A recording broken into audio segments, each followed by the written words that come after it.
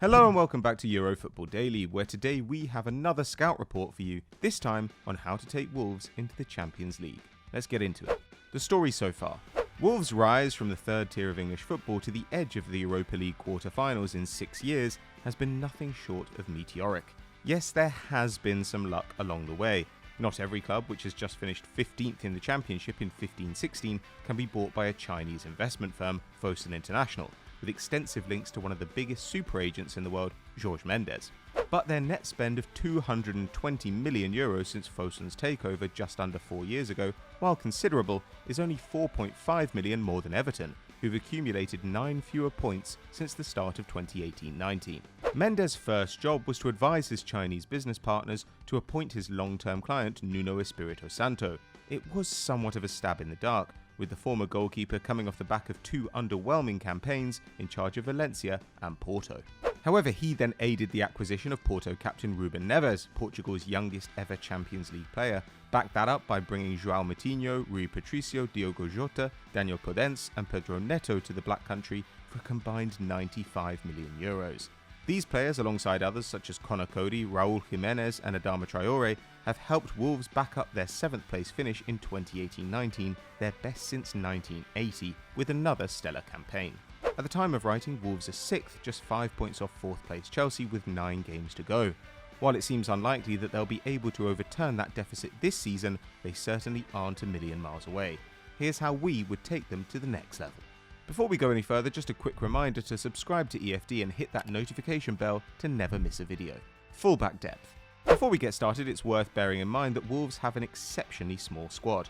2 of their signings last summer, Patrick Cutrone and Jesus Vallejo, both left the club in January after struggling to adapt, meaning that of their current squad, Wolves have used just 18 players this season, 11 fewer than Spurs. For context, the next smallest playing pool in Europe's top 5 leagues is Burnley with 21. Depending on their formation, Wolves' current fullback depth consists of Doherty and Traore on the right-hand side and Johnny and Ruben Vinagre on the left. With Traore and Doherty both going from strength to strength in 2019-20, we believe an additional left-back is the more pressing concern.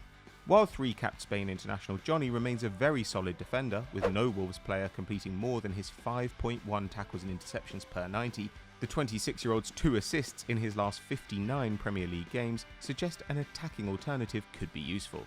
Step forward Sergio Reguilon. The 23-year-old Real Madrid Academy graduate shot to prominence in 2018-19 as he made 18 League and Champions League appearances, often in place of 4-time Champions League winner Marcelo. But the return of Zinedine Zidane and Los Blancos' €49 million capture of Lyon's Ferland Mendy meant that Reguilon was farmed out on loan to Sevilla for the 2019-20 campaign. Reguilon has been a crucial component of Julen Lopetegui's third-place side, with only 5 players playing more than his 1,873 league minutes to date. In that time, he's proved himself to be not only an adept defender with 3.4 tackles and interceptions per 90, with a 63% tackle completion rate, the same as Andy Robertson, but also a threat going forward. Whilst Lopetegui's team aren't necessarily the most thrilling, only firing off 13 shots a game, Reguilon's 1.7 key passes per 90 means that he creates 13% of their efforts on goal, just 3% shy of Alexander-Arnold's contribution at Liverpool. Factor in 1.8 completed take-ons per 90, only topped by 3 fullbacks in Spain, and it's clear that Reguilon has the potential to one day be world-class. With Real Madrid looking to bring back Hakimi this summer, and Marcelo still a regular in the side, we wouldn't be surprised if they cashed in on their €25 million asset. Moutinho's heir. Of all Wolves' 16 permanent signings since promotion to the Premier League in May 2018, arguably no one has had the impact of João Moutinho. Whilst Raul Jimenez might have earned plenty of plaudits for his 26 Premier League goals in 67 appearances, making him Wolves' all-time Premier League top scorer in the process, João Moutinho is arguably more important. The former Monaco man, who was perennially linked with a move to England for years before his €5.7 million switch, hasn't missed a Premier League game since. With 1 goal, 6 assists and an average of 2.3 key passes per 90 this season, 4th for central midfielders in England behind De Bruyne, Barkley and David Silva, Moutinho is clearly thriving. But with his 34th birthday approaching this September, Wolves need to start thinking about how to move on from their 121 capped midfield maestro. Our suggestion for an immediate summer pickup is Fiorentina's Gaetano Castrovilli. To date, his footballing career has been far from simple. Sold to Serie B side Bari in 2015, he was brought back in 2017 only to be sent on a 2-year loan spell to the second tier with Cremonese. That means that despite recently turning 23, Castrovilli only has 24 top-flight appearances to his name, but he's already shown enough quality to earn a cap for Italy. In his brief time at the top, he's proved himself to be a unique central midfielder. Whilst he may not be the same metronomic passer as Moutinho with only 33 passes a game at an 80% completion rate, he brings qualities sorely lacking in their other central midfield options. Namely, that's a fantastic ability to dribble in tight spaces and break the press. In his 24 appearances this season, Castrovilli has averaged a crazy 3.4 dribbles per 90, 34th in Europe and 4th for central midfielders behind Jovic, Thiago and Jeffrey Adelaide. And he's not just dribbling relentlessly, but picking the right moments, with a 74% completion rate, 13% higher than Neymar, who has the benefit of mainly dribbling in wide areas as opposed to crowded midfield channels. Factor in 1.3 shots and 1.2 key passes per game, and it's not difficult to see why Castrovilli has an expected goals and assists per 90 of 0.19, almost double that of Ruben Neves. While he's not yet the finished article, for a comparatively cheap €25 million fee, we can't think of a better addition to Moutinho's control, Neves' class and Dendonca's defensive abilities this summer. Final third resources. While there are plenty of interesting free agents that Wolves could look into this window, including Thomas Meunier, Willian and Dries Mertens, none brings in quite as much interest as Mario Götze. Still just 27, the World Cup winner has found himself on the periphery of the Dortmund squad this season, making just 13 league appearances at the time of writing. And while a succession of injuries have seen him miss 67 games since that famous World Cup winning goal, when he's fit, he's proven himself to be more than useful.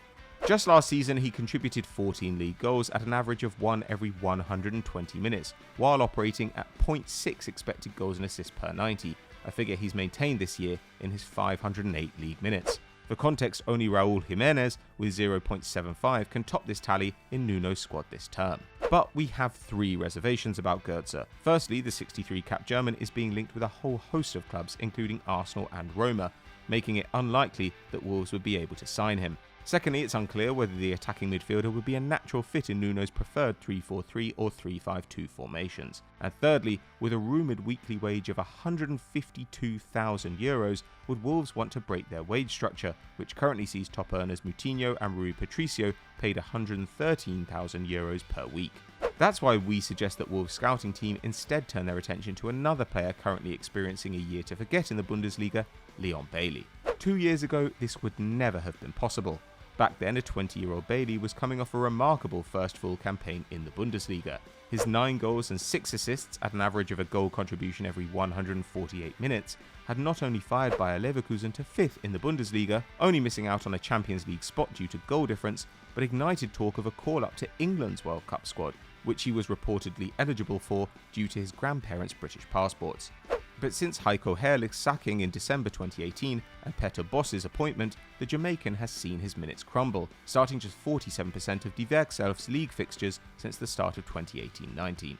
With Bosz frequently alternating between a 3-4-3 and 4-2-3-1 formation, Bailey has found himself often playing second fiddle to last summer's €15 million acquisition Moussa Diaby or Vendel, who the Dutchman often utilises as a left wing-back.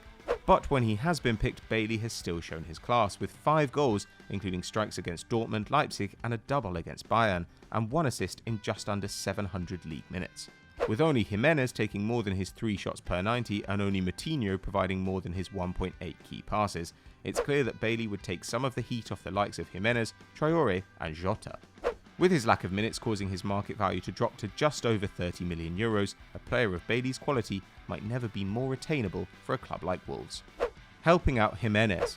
It's evident to all that Wolves need to sign a player who can challenge Raul Jimenez for a starting spot. Despite consistent contributions from Diogo Jota and this season Adama Traoré, the fact remains that Jimenez has scored 30% of Wolves' league goals since their promotion and has been directly involved in 44% of them. For context, Pierre-Emerick Aubameyang, who many people acknowledge has kept Arsenal afloat since the start of 2018-19, has been directly involved in 39% of theirs.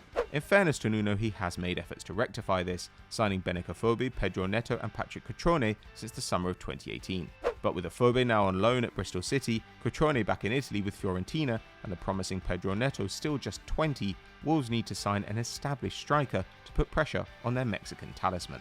While we considered Valencia's Maxi Gomez, his €140 million release clause puts Los Che in a very strong negotiating position.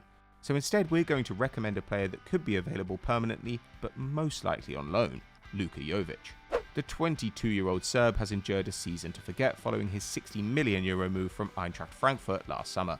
Having proved himself as one of European football's most exciting young players with 22 goal contributions in 32 Bundesliga games, Benzema's stellar form has limited Jovic to just 392 league minutes, 20th in Real Madrid's squad. But that small sample size shouldn't cloud Wolves' judgment. His form in Germany was exceptional.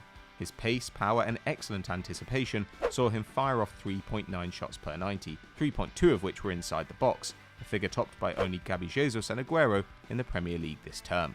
The 7-capped Serb's physicality and athleticism have seen him win 63% of his aerial duels in his 15 league appearances, 23% more than Jimenez this term.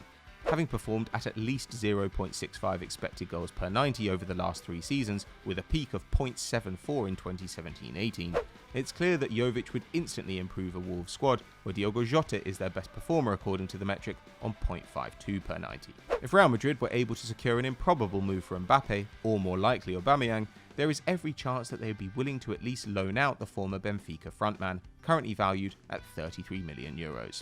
While it may seem unlikely that Wolves would be able to fund all these moves, they are exactly the calibre of player they should be targeting in order to take that final step.